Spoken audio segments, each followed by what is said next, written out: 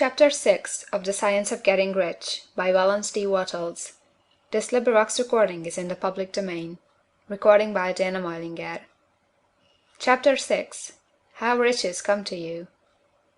When I say that you do not have to drive sharp bargains, I do not mean that you do not have to drive any bargains at all, or that you are above the necessity for having any dealings with your fellow men. I mean that you will not need to deal with them unfairly. You do not have to get something for nothing, but can give to every man more than you take from him. You cannot give every man more in cash market value than you take from him, but you can give him more in use value than the cash value of the thing you take from him. The paper, ink, and other material in this book may not be worth the money you pay for it, but if the ideas suggested in it bring you thousands of dollars, you have not been wronged by those who sold it to you. They have given you a great use value for a small cash value. Let us suppose that I own a picture by one of the greatest artists, which, in any civilized community, is worth thousands of dollars. I take it to Baffin Bay, and by salesmanship induce an Eskimo to give a bundle of furs worth $500 for it. I have really wronged him, for he has no use for the picture. It has no use value to him. It will not add to his life. But suppose I give him a gun, worth $50 for his furs. Then he has made a good bargain. He has use for the gun. It will get him many more furs and much food. It will add to his life in every day. It will make him rich. When you rise from the competitive to the creative plane, you can scan your business transactions very strictly, and if you are selling any man anything which does not add more to his life than the thing he gives you in exchange, you can afford to stop it. You do not have to beat anybody in business.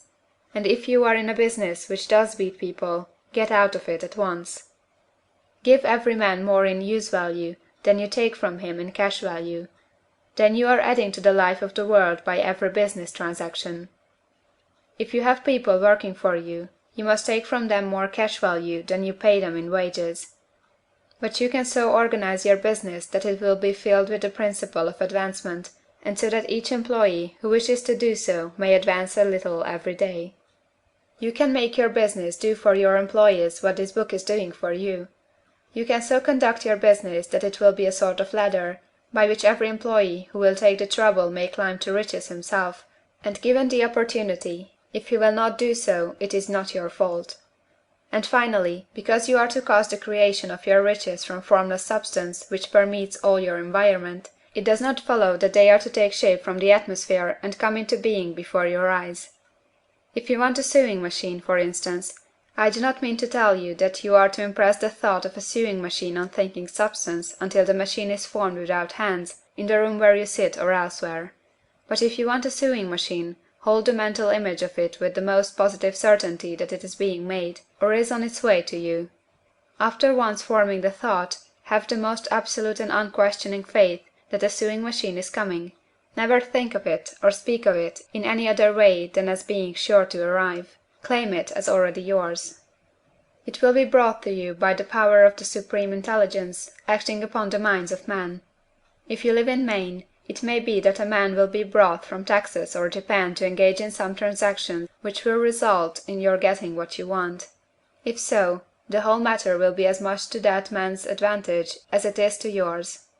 Do not forget for a moment that the thinking substance is through all, in all, communicating with all, and can influence all.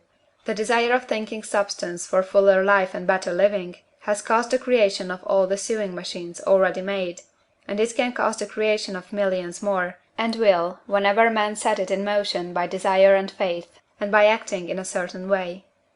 You can certainly have a sewing machine in your house, and it is just as certain that you can have any other thing or things which you want, and which you will use for the advancement of your own life and the lives of others. You need not hesitate about asking largely. It is your Father's pleasure to give you the kingdom, said Jesus. Original substance wants to live all that is possible in you, and wants you to have all that you can or will use for the living of the most abundant life.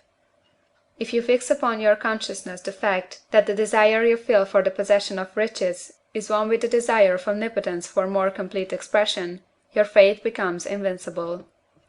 Once I saw a little boy sitting at a piano and vainly trying to bring harmony out of the keys. and I saw that he was grieved and provoked by his inability to play real music. I asked him the cause of this vexation, and he answered, "I can feel the music in me, but I can't make my hands go right." The music in him was the urge of original substance, containing all the possibilities of all life. All that there is of music was seeking expression through the child. God, the one substance, is trying to live and do and enjoy things through humanity.